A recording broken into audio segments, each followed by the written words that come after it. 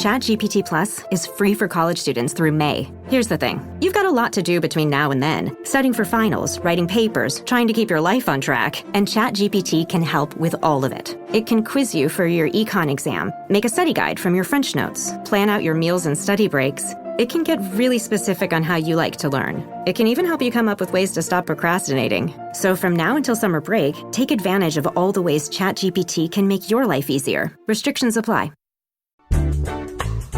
The following episode is a preview of the Mad About Movies VIP Club. In the VIP, we have weekly bonus episodes, giveaways, contests, AMAs, and more. Head on over to madaboutmoviespodcast.com/VIP to learn more. Enjoy this little preview, and we will see you in the VIP.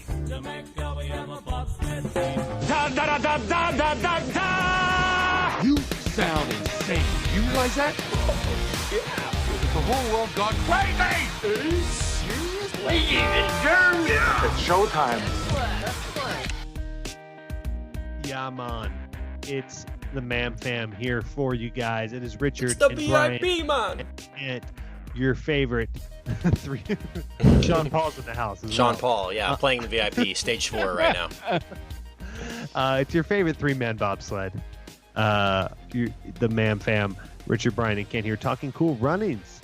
We're talking cool runnings. You know, guys, I'm going to go ahead and start this off. For the first time since probably Nagano in 1998, when I was 12 and had nothing else to do, I've watched a ton of Winter Olympics. It's because my wife, this is the only sports she somehow likes. And it's not just figure skating and the stereotypical stuff. She's down for biathlon. She's down for anything. She just watches.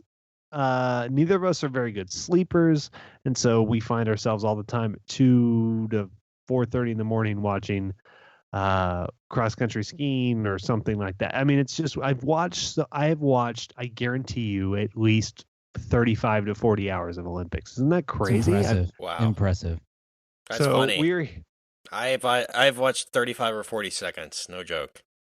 And no judgment here, because what is it, 2018 of the 2014 the Sochi Olympics, maybe I watched an hour total in 2 weeks, maybe. And that would be aggressive. And then the 2012 or 2010 Winter Olympics, I think I probably watched under a minute. I didn't watch any of it. So I totally get that. Whatever, just for whatever reason it's on, and like it's better than the Real House Sluts of Lake Havasu or whatever normally is on House in my sluts. house. And and so this is there's some sporting going on in the Barden household, so I'm on board with it. So Wow. So I've watched a lot, and I've watched bobsled, and I've watched all the sliders. They call them sliders, by the way. That's the common term. You got lugers and skeleton oars and bobsledders, 2 and 4 person bobsleds, and they're all called sliders, and it's great. So I've watched a lot of that. I know the track. I actually know the track. I know what the track turns are the same for the luge as it is the bobsled? It is the same track. So luge and skeleton go the first week, and then the second week are the bobsled events, but it's the same track. And seriously, I know I'm kind of like Wow. I'm kind of like Leon in this. Like I sit in my bathtub and I have photos and I memorize the track. I know every turn. Wow. Yeah. So I'm all. That's why you're the captain here. You know. That's why you're the captain. I'm the captain, but you don't worry. I consider Kent to be Dougie Doug, and I consider you, Brian, to be Yul Brenner. I went combination between real actor and character name. I like it for sport. Cool runnings, man. This is, I know I saw movies before this. I definitely saw Home Alone in theaters before this, and I saw other movies in theaters before this, animated, whatever. This is the first movie I remember driving from the theater with my friend Eric Mollenhoff. Shout out Eric. Big Cat. Just got so happy. He's on our MacGruber live episode. He's there. Who I'm still friends with. I've been friends with Eric since I moved to Texas. That was 30 years ago. So I've been friends with Eric we always say we've been friends for 4 decades, going on 5 in 2 years. 80s, 90s, 2000s, 2010s, and then 2020s in a couple years. So I remember driving with We'll see. Still time for that to fall apart. But no, Eric. There's no way. How am I going to fall out of love with a laugh like that? I mean, it's too beautiful for words. But I remember driving as a young tot with Eric from seeing Cool Runnings, doing terrible and probably racist now, Yeah. Jamaican accents. We were 5-year-olds. We didn't know, or whatever we were to our parents, and being so fired up by Cool Runnings. And it's, one of those things where it's not a movie I think about a lot. It's a movie I love. It's not a movie I think about a lot. But if you were to like add up what movie have you seen the most amount of times, I would not be surprised if this is in my top 15, because I've probably seen it 200 times or something. It's a big part of my childhood. And so I watched it as an adult. This is probably only the second time I've seen it as an adult. We'll get to that in a second. But Brian, what is your experience with Cool Runnings? Yeah, this one is way high on my list as well of movies that I have seen the most. It came out when I was 10. Like, I come from a relatively conservative household, and 10 to like 14, probably 10 to 15 maybe, was the most. I've never been like I don't know, like a rebel or have like some major conflict in my life or anything like that. But we were a one TV household, and so finding stuff that I would be interested in watching on said one TV that my parents were cool with me watching on that TV was a challenge. Yeah, it's a lot of CSI, a lot of Walker Texas Ranger, a lot of Home Improvement. So that was positive. But mostly sports. Mostly sports. You practiced that. That's a little weird. I'm pretty good at it. Kent, I'm with you. That was oddly. That was oddly accurate. Gotta get it right. Get to watch a lot of stuff during that regular Zachary Ty Bryan. So Cool Runnings was like a parent approved movie, and therefore, and it had like a little bit of cachet with the friends at school and stuff, which was cool because I did not have a lot of cachet otherwise. It's like, because it has the word "cool" in the title, so yeah, it's exactly, cool. Exactly. And it's got John Candy. Everybody loves John Candy. It was, may he rest in peace, North American treasure, John Candy. But yeah, I don't know. I remember, I think this came out when I was in 5th grade, and it was like the talk of the town. Everybody was so excited to talk about. So old. I was like, I know. We were like working on SATs and stuff, but everybody was super excited about this, and it was cool for me because I'm just like, oh, cool, there's a movie that I can talk about with my friends, because I was not getting to see most of them, and I probably watched it 350 times over the next few years, just because it was like, well, this is a movie that we can watch, and I loved it, and definitely ran around quoting and wanting to be a Jamaican bobsledder. That's probably the only time I think. Probably 94 was the only time I really watched the Winter Olympics. I'm not an Lilyhammer, great one. That's the best one to watch. If you're only going to watch one Winter Olympics, that's the one you want, really. Yeah, because you've got coming. I mean, Cool Runnings is actually about the 80s Olympics, but you're coming right out of Cool Runnings. Yeah. So you have that buzz, and then boom, you're gifted. Tanya and Oksana Bayul and Nancy Kerrigan. It's just that. The 94, 96 Olympics back to back, with the American Olympics randomly in Atlanta for reasons that have never been explained to me, plus Richard Jewell, right? Plus Michael Johnson. That's a strong. You can keep your Michael Phelps and all that. Yeah, I mean, Carrie Strug, Dominique Marciano. I can go all night, and I probably shouldn't, because it's going to be like, probably get subpoenaed in the Nassar trial if I keep going, but. But no, Kent, what about you? What was you're a year younger than Brian's 17 years older than me, and Kent, you're a year younger than me. What was your experience with Cool Runnings? Man, I don't remember seeing this in the theater, but I know I saw it. It was a big player in our household too. It was on the approved movie list. I think we had it on VHS or something like that.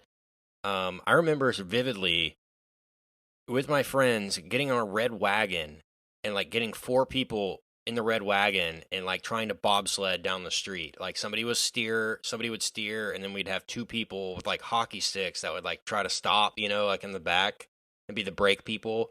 So I remember it's just so weird to think about how well this resonated. It's a movie about Jamaican bobsledders. I guess it's because Disney did it. I mean, if this is a movie that DreamWorks did, it's like Steven Spielberg presents the true story of a of an underdog, unlike any other, and it was his sentimental. Like this could have been an Oscar type movie, but Yeah. no, we got to get Dougie Doug and Yeah. and Let's he, get John Turtle talk. Eh, Okay, there we go. yeah, Now and we he grows found it. icicles You know on what's his funny, stuff though, and all is I that. don't- Yeah, I never think of this as a Disney movie, even though it is, and it hits all the notes of a Disney movie for sure. Well, it came at a Oh. time that Disney movies weren't cool at all. Like there was Right. no, and they weren't live action wasn't popping. This was the highest grossing live action Disney movie at the time for a long time. I can't remember what movie broke that, but it was because I don't mean to interrupt you, but you're spot on. Like it doesn't seem like a Disney movie because at the time we were super not into Disney movies. Just as a culture, we were like Disney is Nor are we now. it's like past there's a prime, it's over. headline. There's a headline in Washington Post right now that says Jamaicans are bobsledding again. Please stop quoting that offensive movie. Oh, So- come on. dude. Yeah, you do feel bad for that because the real Jamaican bobsled team is probably like, okay, yeah, we know the song Jamaican bobsled. People, Some people say, Yeah. you can't believe that kind of thing, right? Sanka is a little bit of a clown, but I think Junior and Leon's character, I can't remember his name, the lead. It's so sad that Doris. Doris is a really kind of dignified, beautiful character. Oh, absolutely. Yeah. And I really still think this movie is a really great sports movie. I mean, that's kind of its own genre now.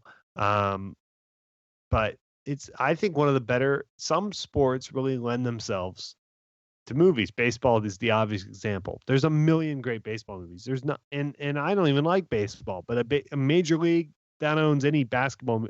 Basketball is a far superior sport in my opinion in terms of for me to watch. But there's no good basketball movies. But bobsled, oddly, because of the dynamics in the sled, the sort of still visibility of the sled itself, is a really beautiful kind of film sport in an odd way. Some things really lend themselves to this, and I think it really holds up in an odd way, especially on a second watch. It's super 90s, even though it takes place in the 80s, but it's so 90s in a lot of ways, both in offensive and non-offensive ways. But it's still, I think, it's a movie we all kind of laugh at and talk about, like, oh, okay, that's our, whatever. But rewatch as it all, I'm like, nah, I stand by this. This movie rules. I love this movie to this day. Yeah, I'm with you. I think I kind of expected. It's been probably 5 or 6 or more years since I've watched it, and I've talked before about how like it is different watching a movie when we're gonna review it than when, for me at least, than when I'm just sitting down to watch a movie. Like if I know that I'm gonna be looking at it with a critical eye and not necessarily in a like I'm looking for things to pick apart about it, but just like looking for things to highlight and emphasize. It is different than the 300 million other times I've watched this movie. And I kind of thought, man, if I sit down, I was almost a little apprehensive about it just because I have such fond memories of the movie that if I sit down and watch this for the podcast, it may change how I feel about it. And I did not feel that way at all. I'm the same way, Rich. Like I had a blast. It was fun. You're right. It's a 90s movie. It's a Disney movie. It's cheesy in parts. And Dougie Doug, I don't know. He probably doesn't hold up super well at this point, but he was super cool in 1993, man. Gosh, I love Dougie Doug, and I wanted to be Senka. But That's man, the I think thing. It's like you can say that's an offensive trope, and it probably in a lot of ways is, but at the same time, we are a bunch of 10-year-old white kids that not only do we think that character is fine, but we're like, that character is cool. I want to be him. That's like an aspirational thing. So like, how offensive in the moment at least could it really be? Because like we didn't see him as a clown. We saw him in the same way we saw, to me he's like the same as like Ace Ventura in my childhood. Like he's funny, but like in a way I want to be funny. I'm not laughing at him. I am authentically laughing. No question. No question. That's a central theme of the movie is like the inclusiveness of the whole thing, to the point that it's like not even remotely historically accurate. And that's fine. I don't care. But I think that's part of the whole deal of like it's not trying to be, anyway, regardless. It's about presenting those central themes, and I still think it's funny. John Candy is what makes the movie, though. I think that's He grounds it. It's a little white savory, which it absolutely is, and that may be the offensive part. I don't know, but yeah, I think if there's anything offensive in it, that's what it is. But he is great and really grounds it. It's really authentic the way his character is like this guy who really cares about the Olympics and's like cheated in the Olympics and wants his redemption and all this stuff. Like he brings a lot of heart to it, like a lot of authentic stuff to it. He does. The pathos is all there. The only thing that's not realistic at all is that John Candy could have ever fit in a bobsled. Right. Former Olympian John Candy. Yeah. I was like, what? They even make a joke at one point. They're like, man, you really let yourself go in a lot of ways. But it's like, it was a while ago. That. Yeah. That's hilarious. Man, you mentioned how 90s it is. The music is so funny because it's so cheesy reggae. It's like reggae music, but like to the most 90s extreme of reggae. But it's weird because it's like, what music would you rather have playing here? You don't want a score. You don't want a traditional soundtrack. So it's like the music oddly fits. The everything. Soundgarden maybe would have been preferable, right. But even flow. That's as brilliant. you're running across Jamaican. That's funny. It has the cliches like it's a 90s sports movie, so they have to have a scene in which they reveal their uniform upgrades and have this moment where they're practicing, but they're fumbling and bumbling montage, you know? It's a movie of montages, for sure. Right, it definitely is. The biggest so leap funny. ever when they're like, yeah, that's the same sled. We just painted it. And even as like a 7-year-old watching, I'm like, that's not the same sled. There's no paint. Yeah, for sure. For sure. Leon was great in this too. You know, as kind of he really does carry this movie in a lot of ways. He never really did too much else. But he did some Broadway stuff. Like he's more of a I know. He's a singer, I think, too. But I just mean in terms of like film, it is if this movie comes out and that performance exists, he probably gets some like John Boyega or sure. Oscar Isaac-y parts, you know, right out of this. Like, it's just kind of it was just a different time. It was like, yeah, you were really good in that. Thank you. Yeah, you don't definitely. be in Mission Impossible or something, which is a real shame. You could maybe make the case that all four of them, maybe Junior's a little bit of regardless. Malik Yoba, the guy who plays Yul Brynner, is the one who had kind of like the best career out of all because he was on TV so he's worth a lot of money. Doug was in not the Cosby Show, but the second Cosby Show. Remember he did that one on CBS? Yeah. Dougie Doug was on that. So I remember being really psyched about that when I was about 11 years old. Yeah. Like, oh, he's back finally. Here we go. Yeah. Just about the yeah. He's fun. When he shows up, I always get excited still to this day. He's in an episode of Justified, I think in its first season, like 2 episodes in its first season. And I got really excited when he pops up and was like, oh, there's my guy, Dougie Doug. I love that. I just like that. That's such a great nom de plume. Like, it's unbelievable. It's like, yeah, my name's Douglas. So, it looks like your name's taken in SAG. What's your second option? Dougie Doug. I'm going to go with Doug. Not Dougie. Doug. Middle name Doug. Yeah. Sorry, sir. Doug is taken too. What about Doug E. Doug?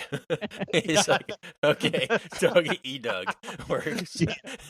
Doug. Doug was an actor in the early '60s in soap operas. He's actually still registered with SAG, sir. You're gonna have to pick something else. Can't confirm his death yet. So. Dig Dug is available. No, sorry. That's also, a video game. So Sorry. funny. Thanks for checking out this preview of the Mad About Movies VIP Club. If you want to hear this entire episode, become a VIP at madaboutmoviespodcast.com/VIP. Thanks for listening.